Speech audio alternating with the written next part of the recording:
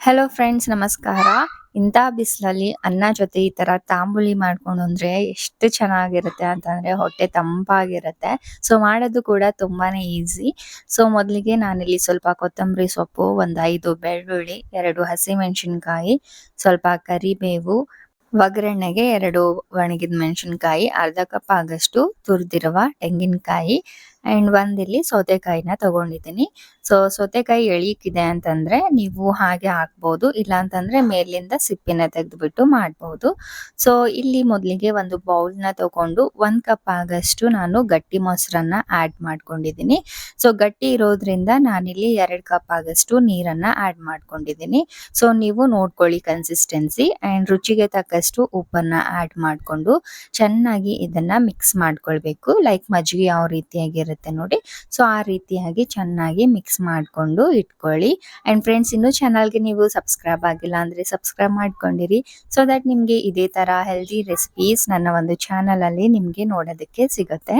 Okay friends, ಇಲ್ಲಿ ಇವಾಗ ಒಂದು ಮಿಕ್ಸಿ ಜಾರ್ ತಗೊಂಡು ಸೌತೆಕಾಯಿನ ಈ ತರ ಕಟ್ ಮಾಡ್ಕೊಂಡು ಆಡ್ ಮಾಡ್ಕೊಂಡಿದ್ದೀನಿ. ಅಂಡ್ ಅರ್ಧ ಕಪ್ ಆಗಷ್ಟು ತುರಿದಿದ ಕೊಬ್ಬರಿ ಮತ್ತೆ 2 ಹಸಿಮೆಣಸಿನಕಾಯಿ, ಸ್ವಲ್ಪ ಬೆಳ್ಳುಳ್ಳಿನ ಆಡ್ ಮಾಡ್ಕೊಂಡಿದ್ದೀನಿ. ಅಂಡ್ ಇವಾಗ ಇದು ನಾವೇನ್ ಮಜ್ಜಿಗೆ ಪ್ರಿಪೇರ್ ಮಾಡ್ಕೊಂಡಿದ್ವಿ ಅಲ್ಲ, ಅದರಿಂದಾನೇ 2 ಸೌಟ್ ಆಗಷ್ಟು ಇದರಲ್ಲಿ ಹಾಕೊಂಡಿದ್ದೀನಿ.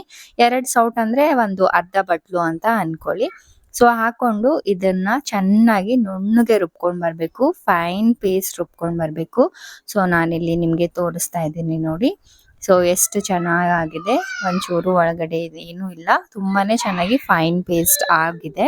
ಸೊ ಇವಾಗ ಇದನ್ನ ನಾವೇನ್ ಮಜ್ಜಿಗೆ ಮಾಡ್ಕೊಂಡು ಇಟ್ಕೊಂಡಿದ್ವಿ ಅದರ ಒಳಗಡೆ ಇದನ್ನ ಟ್ರಾನ್ಸ್ಫರ್ ಮಾಡ್ಕೊಳ್ಬೇಕು ಅಷ್ಟೇ. ಸೊ ನೀವು ಒಗ್ಗರಣೆ ಹಾಕ್ತೀರಾ ಅಂತಂದ್ರೆ ಹಾಕಿ, ಇಲ್ಲಾಂತಂದ್ರೆ ಹೀಗೂ ಕೂಡ ನೀವು ಅನ್ನ ಜೊತೆ ಊಟ ಮಾಡ್ಬೋದು. ಇವಾಗ ಹೆಂಗೋ ಗ್ಯಾಸ್ ಶಾರ್ಟೇಜ್ ಅಲ್ವಾ, ಸೊ ಗ್ಯಾಸ್ ಸಿಲಿಂಡರ್ ಹೊರಗಡೆ ತಗೋಬೇಕಂದ್ರೂ ತುಂಬಾನೇ ಕಷ್ಟ ಆಗ್ತಾ ಇದೆ. ಮತ್ ದುಡ್ಡು ಕೂಡ ಜಾಸ್ತಿ ತಗೋತಾ ಇದ್ದಾರೆ, ಮತ್ತೆ ಬೇಗ ಕೂಡ ಸಿಗ್ತಾ ಇಲ್ಲ.